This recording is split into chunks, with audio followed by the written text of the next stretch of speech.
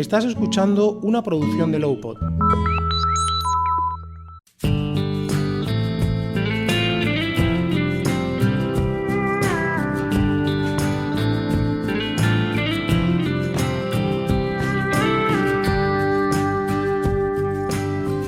Bienvenido a Desmontando el Baremo, con Mariano Medina. Un podcast formativo de ANAVA RC, la Asociación Nacional de Abogados de Víctimas de Accidentes, y presentado por el letrado Manuel Castellanos. Dirigido a profesionales que tienen que utilizar el baremo de valoración de daño corporal del año 2015 para determinar las indemnizaciones a que tienen derecho las víctimas de accidentes.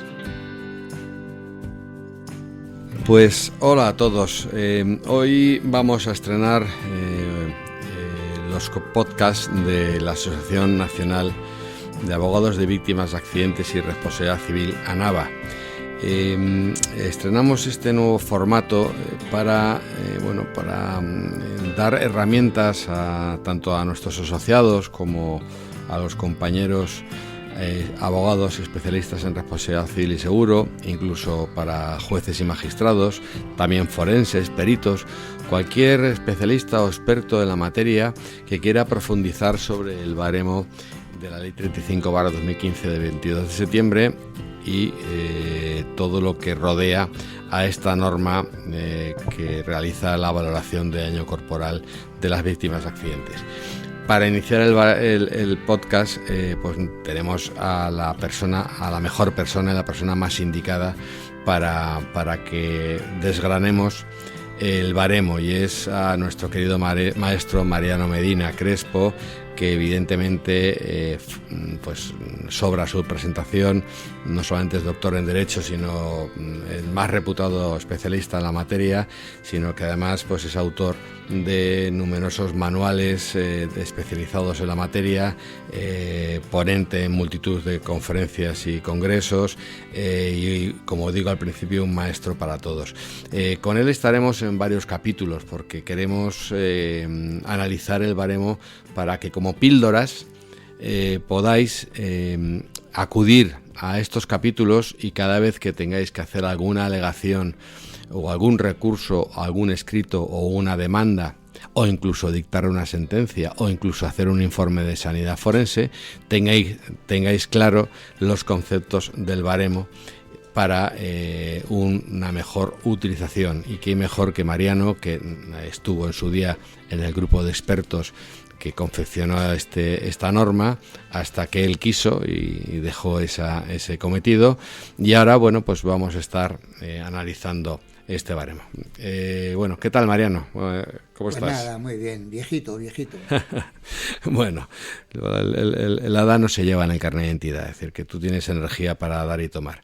En el primer programa vamos a analizar la estructura del baremo de la Ley 35/2015, porque evidentemente una buena base es básica para poder entender la norma. Ya sé que esto puede resultar más tedioso al principio, pero este fundamento y esta estructura os hará entender luego la aplicación del texto articulado. No puede venir lo segundo sin lo primero. Por lo tanto, en este primer programa analizaremos la estructura del baremo y una pregunta muy sencilla, Mariano.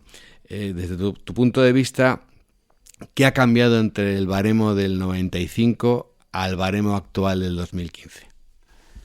Bueno, el cambio es enorme, es una verdadera revolución, porque se puede hablar ahora, con el baremo del 2015, de una verdadera estructura racional del resarcimiento de los daños y perjuicios derivados del daño corporal. Hay una diferencia básica entre el baremo del 95 y el baremo del 2015, porque el baremo del 95 estaba montado sobre la idea de resarcir los perjuicios personales y de no resarcir en absoluto o casi en absoluto los perjuicios patrimoniales. Nos situamos en el año 95 con el baremo de ese año, y nos encontramos con que era un baremo que aunque suponía una revolución porque la ley establecía el valor del daño, era un baremo muy conservador porque quienes redactaron sus normas tenían conciencia de que los jueces no resarcían el lucro cesante. Y como quienes redactaban las normas eran fundamentalmente las aseguradoras, no tenían ningún interés en que la ley ordenara que se resarciera lo que los jueces no resarcían. Pues bien, el gran cambiazo del baremo del 95 al del 2015 es que por primera vez en la historia de la responsabilidad civil en España no solo se proclama la reparación del perjuicio patrimonial y en concreto del lucro cesante, sino que se repara de verdad. Y se repara con plena autonomía. Es decir, había algunos elementos de perjudicialidad patrimonial en el baremo del 95, pero eran dependientes del valor adjudicado al perjuicio personal. Acuérdate lo que era el factor corrector de perjuicios económicos, en donde los perjuicios económicos, que en ningún sitio se decía que eran lucro cesante, pero que se venía a entender virtualmente que era lucro cesante, resultaba que ese lucro cesante se valoraba de acuerdo con el valor del daño personal. Cuando puede uno tener muy poco daño personal y muchísimo lucro cesante, o tener muchísimo perjuicio personal y no tener ningún lucro cesante. Bueno, era un estropicio. Desde el punto de vista de la razón valorativa. El baremo del 2015, en primer lugar, se plantea resarcir con autonomía los perjuicios patrimoniales y, por lo tanto, dentro de ellos, el lucro cesante que ha dado lugar a esa cantidad enorme de tablas que tenemos para el caso de muerte o de lesión permanente. Esa es una idea fundamental. Otra cosa es que a la racionalidad de separar el perjuicio personal y el perjuicio patrimonial se una la irracionalidad de no pagarlo bien. Son cosas distintas. Ahora nos vamos a referir a la estructura, en su momento habrá para hablar si están bien hechas las tablas, si están puestas al servicio de reparar o al servicio de impedir la reparación adecuada. Pero no viene a cuento hoy. Pues bien, lo que tiene de mérito el baremo es que estructura perfectamente el daño y los perjuicios derivados. Y esta es la enorme diferencia que hay entre la regulación española y la regulación de cualquier país del mundo. Que yo sepa, aparte de que no existen baremos legales con ámbito completo como el español en ningún país, hay normas concretas legales en Inglaterra para la muerte. En Marruecos hay unos baremos hechos por las aseguradoras francesas para pagar poco en Marruecos. Los que no permiten en Francia consiguen en Marruecos que haya. Y es un baremo bastante completo, también vinculante. Que en algunas cosas, curiosamente, es mejor que el español, pero en general no.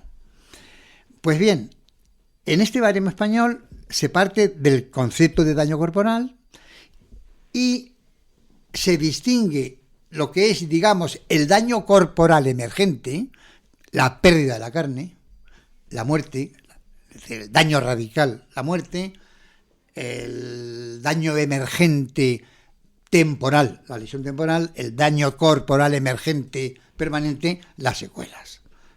Los tres conceptos fundamentales en que se desglosa el daño corporal. Pero, y esto es fundamental, se monta el baremo sobre la base de distinguir lo que es el daño corporal en sí y los perjuicios que derivan de ese daño corporal. Es lo que doctrinalmente se debe llamar la dimensión estática del daño corporal y la dimensión dinámica del daño corporal. Por ejemplo, la pérdida de un dedo, pues tiene que valer una cantidad moderada, teniendo en cuenta las cosas que se pueden perder en la salud. Pero si el que pierde ese dedo es pianista, no solo resulta que pierde la posibilidad de trabajar porque ya no puede tocar el piano, sino que le produce una frustración enorme en su vida el hecho de no poder desarrollar su vocación. O el que, como consecuencia de un accidente, tenga unas lesiones que le supongan una pequeña claudicación en la pierna y le impida cojee y le impida correr a gusto. Si le gusta correr, si le gusta hacer atletismo, si le gusta hacer montañismo, pues tiene una frustración bestial, aunque la lesión sea poco importante. Bueno, pues eso de la separación de la dimensión estática y la dimensión dinámica del daño corporal se traduce en lo que la ley llama perjuicio personal básico y perjuicio particular. El perjuicio personal básico es la carne afectada, la muerte o la lesión. En sí, el valor asestante que tiene ese daño corporal. Y naturalmente, ese daño corporal tiene que tener un valor igual en cualquier persona. Da igual quién sea el que pierda el dedo. Si se pierde un dedo, el valor económico de la pérdida del dedo como perjuicio, como daño personal, es idéntico en cualquier persona. Solo varía la duración de ese perjuicio. Y naturalmente, si es un niño de 3 años, pues va a estar sin dedo 80. Pero si tiene 80, va a estar sin dedo 3. Por eso la única variable del principio igualitario es la duración del perjuicio, dimensión estática. Y luego la dimensión dinámica es los perjuicios de actividad, es las actividades que te resulten afectadas por ese daño corporal, que pueden ser nulas, pueden no afectarte para nada, en cuyo caso a eso que es la pérdida de calidad de vida, el perjuicio de actividad es pérdida de calidad de vida. Bueno, pues puede no afectarte a tu calidad de vida la lesión, en cuyo caso no tienes perjuicio personal de tipo particular. Y en cambio, si te afecta mucho, aunque la lesión sea pequeña, puedes tener un enorme perjuicio de pérdida de calidad de vida. Eso en cuanto a lo que es la dimensión personal del perjuicio. Junto a esas dos categorías de perjuicio básico y perjuicio particular, o pérdida de calidad de vida, fundamentalmente, hay lo que se llama el perjuicio excepcional.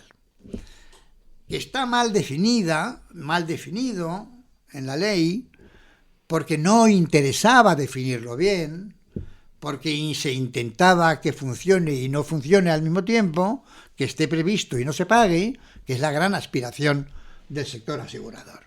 Es decir, el mejor seguro es aquel en que cobras prima y no pagas siniestro.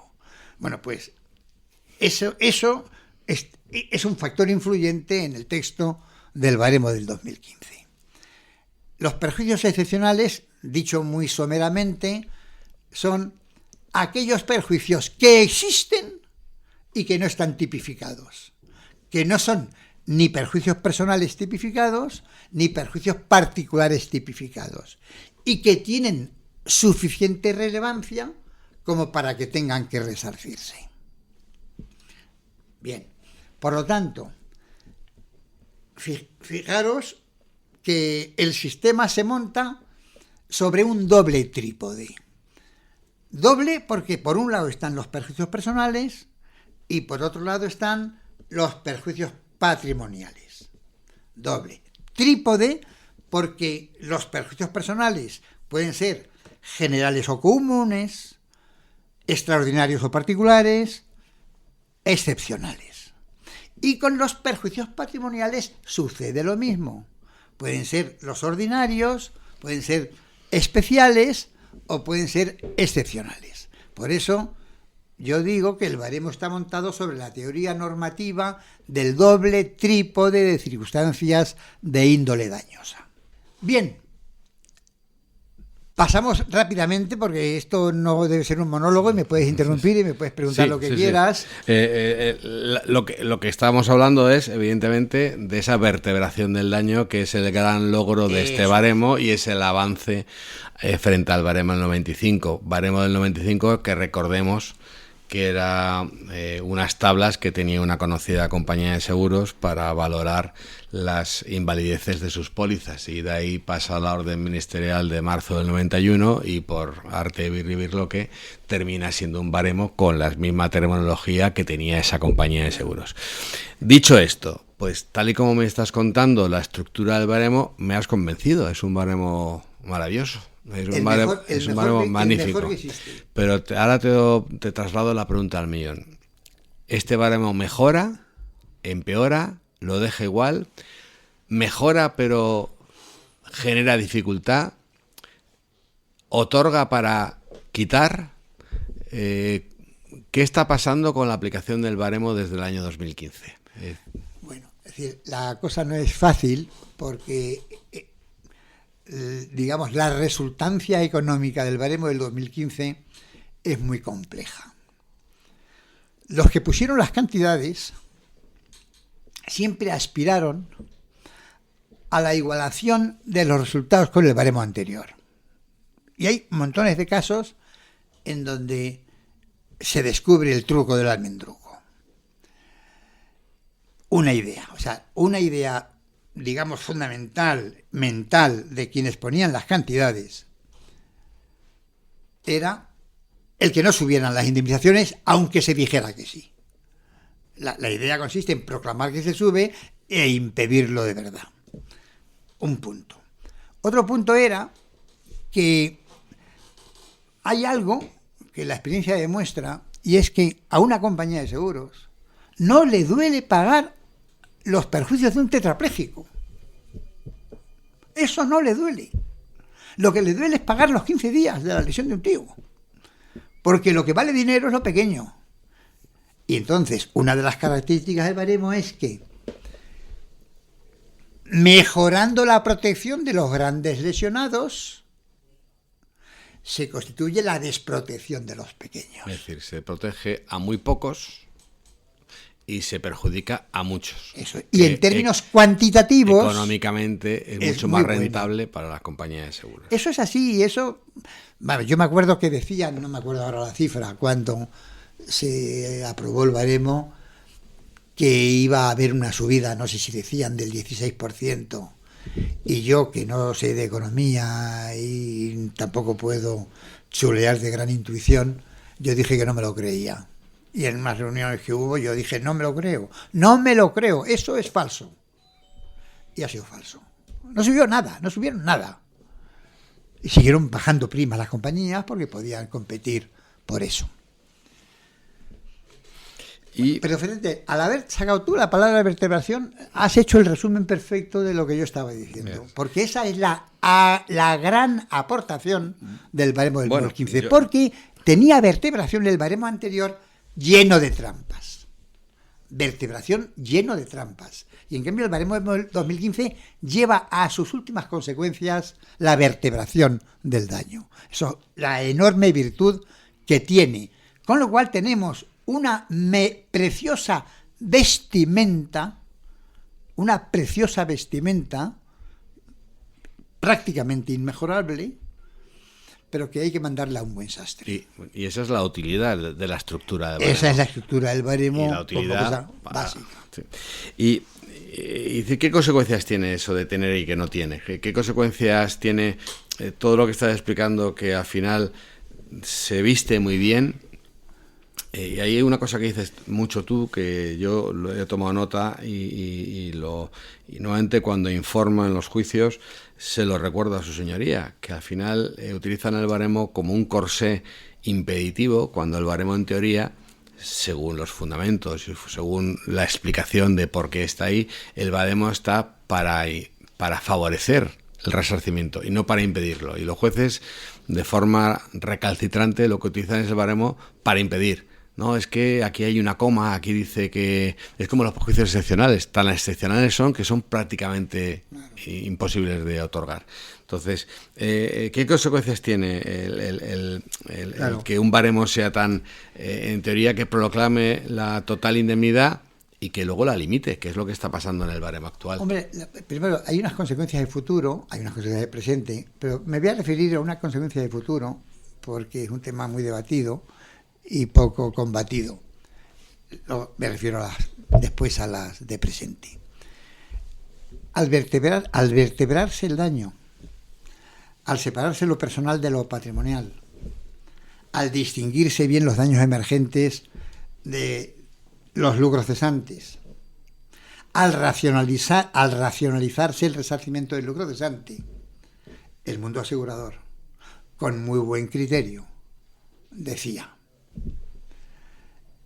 esto no se decía antes porque antes no se pagaba, pero cuando ya se decide que el lucro cesante se pague, el mundo asegurador dice: vamos a ver, si un señor tiene lesiones durante 100 días, no puede trabajar, no obtiene sueldo porque no cobra el sueldo, porque no hay retribución de su falta de trabajo, pero la Seguridad Social le paga un tanto por ciento, el 75% de su sueldo, y encima ese señor trabaja en una empresa modelo donde el empresario no es de Podemos, no es de los que critica Podemos, y decide que el 20% que falta lo pone él, está claro que ese señor no tiene lucro cesante.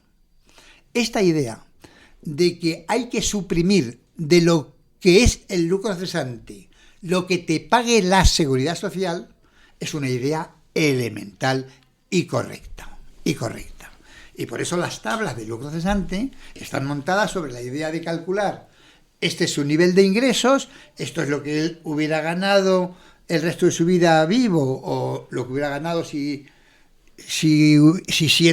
teniendo lesiones no puede trabajar, pero aquello que cobre él o cobren sus deudos por la Seguridad Social hay que descontarlo. Eso es correctísimo. ¿Cuál es la consecuencia de la vertebración? Que se descubre el truco del almendruco. Y el truco del almendruco es que lo que pague la Seguridad Social o una mutualidad laboral no lo paga la compañía, pero lo debería de pagar. Y debería de subrogarse la Seguridad Social, y las mutualidades laborales deberían de subrogarse como perjudicados en las prestaciones como perjudicados, con derecho a reclamar, como pasa en casi todos los países de Europa. Pero eso es una consecuencia de futuro que tendrá que llegar impepinablemente, aunque duela a los paganos. Las consecuencias de presente son que el principio de vertebración permite saber si está bien pagada o no pagada una cosa. Es decir, las indemnizaciones a virtud de la vertebración cobran valor demostrativo.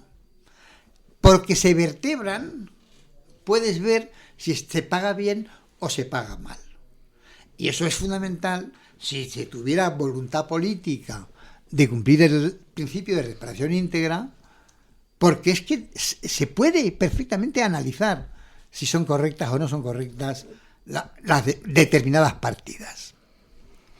Pero fíjate, te voy a contar, aunque bueno, es que no tenía yo la idea de hablar de euros, pero vamos, ibas a hacerme alguna pregunta. No, te iba a decir que al final, efectivamente, la estructura y la base del baremo en la cual por fin se habla de indemnizar el lucro cesante, pero en una sociedad del bienestar como es la española, en la que un asalariado en un accidente laboral y muchas veces en una enfermedad común, es decir, si no es un accidente dentro del horario laboral o en itinere, normalmente tiene poco lucro cesante. Igual se indemnizaba mejor con el factor de corrección antiguamente porque no había nada que justificar y era automático y se presumía que había ese lucro cesante, a la dificultad que entraña hoy reclamar el lucro cesante, porque es difícil. Primero porque el baremo habla de personas físicas.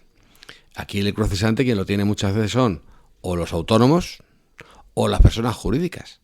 Es decir, el lesionado que tiene una empresa y el que al final el que sufre la pérdida es la empresa, y eso no está en el baremo. La paralización de la actividad de la empresa, claro, hablamos de valoración de daño corporal y lucro cesante, pero el lucro cesante es un lucro cesante real hacia la persona. Si la persona lo que hace es facturar o trabajar para una empresa y la empresa deja de facturar, ¿cómo metemos a esa empresa como sujeto pasivo de perjuicio económico en cuanto al baremo del artículo 141? Bueno, es que haces un sinfín de preguntas. Vamos a ver. Sí. Interesante lo que has dicho del factor corrector de precios económicos. Enlaza con lo que hemos dicho antes. Fíjate. El factor corrector por precios económicos era técnicamente una estupidez. Era técnicamente una estupidez. Era una cosa absolutamente irracional. Porque era, según cuál fuera la entidad de tu daño corporal, si tiene edad laboral, lo de edad laboral es para quitar de perjuicios a los que no tengan edad laboral. Pues le damos un tanto por ciento de acuerdo con su nivel de ingresos. La ironía era que un alto funcionario, un político, con un sueldazo y con todas sus bicocas, le pagaban el tanto por ciento que le correspondía. Y no perdía ni un duro. Y en cambio un autónomo tenía dificultades para demostrar su nivel de ingresos, sobre todo si estaba haciendo la declaración por el régimen de módulos, claro. Que eso es un 4, y por lo tanto se pagaba igual, a igual nivel de ingresos, unos con pérdida y otros sin pérdida, se les daba la misma cantidad. Era irracional. Y ahora es racional. Pero antes se pagaba y ahora no se paga. Es decir, lo racional impide el pago, lo irracional garantizaba el pago. No te digo nada, el ama de casa que tenía 250 días de lesiones, pues no tenía, era ama de casa, en el concepto social elemental no tiene ingresos, pero como tiene edad laboral, se le consideraba el mínimo y se le daba el 10% automáticamente. Y por lo tanto, si tenía 200 días de lesiones, le correspondía el 10% del valor de cada día y demás. Y hoy día, si quiere reclamar por sus lesiones, le dicen, usted ha tenido lesiones, pero usted ha quedado sin secuelas. Ha estado usted 300 días. No, mire usted, es que le hemos estabilizado con 100. Pero no se preocupe, no pasa nada por estabilizarle con 100 si son 200, porque solo le pagamos 30. Claro. Entonces, el ama de casa que coja el baremo antiguo y el baremo nuevo dirá, a mí me están castrando la indemnización, yo cobraba antes más que ahora. Porque se trata de segar los pagos de los pequeños.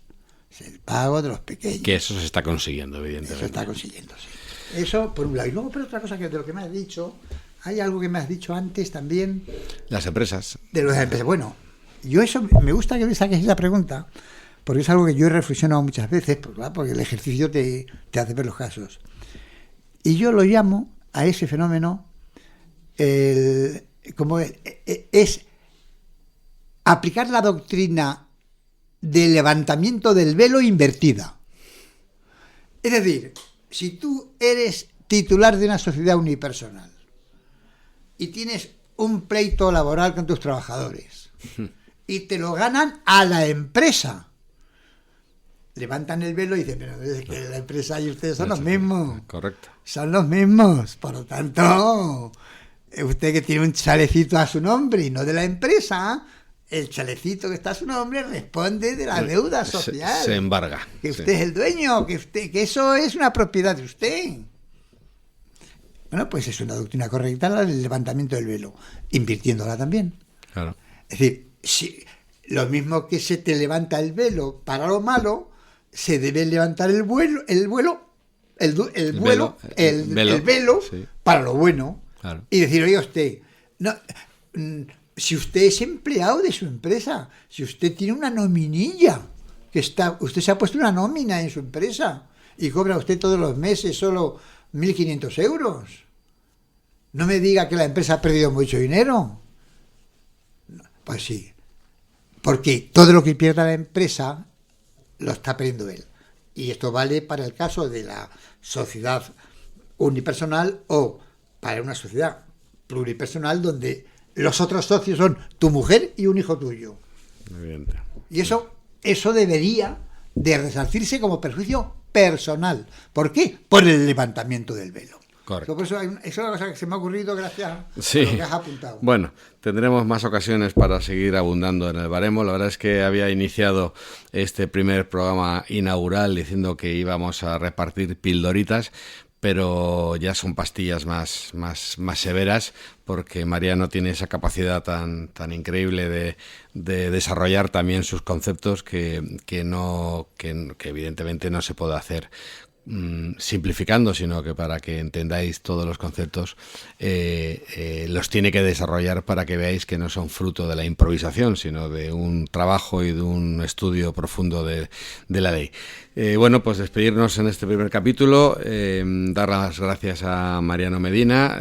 Contaremos con él en esta primera fase que va a analizar los preceptos del baremo, y despedirme por mi parte. Mi nombre es Manuel Castellanos y soy el anfitrión de estas pildoritas entre comillas, y saludar a todos los oyentes. Muchas gracias.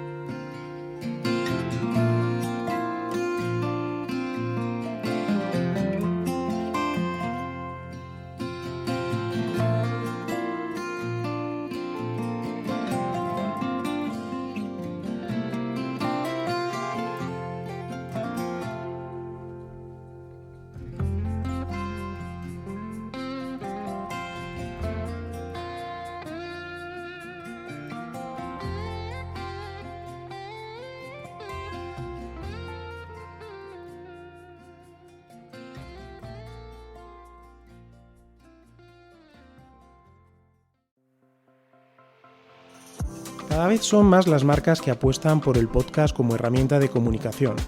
Pero, ¿qué ventajas tiene? Con un podcast le hablas al oído a tu cliente, estableciendo una conexión más directa, cercana y emocional. Un espacio de diálogo que crea comunidad. Aumenta también el recuerdo de tu marca y tu credibilidad. En Lowpod te queremos ayudar. Somos una productora que impulsa tu comunicación a través de la palabra. Para más información visita nuestra web lowpod.es o escríbenos a contacto@lowpod.es. Apuesta por el podcast, apuesta por Lowpod.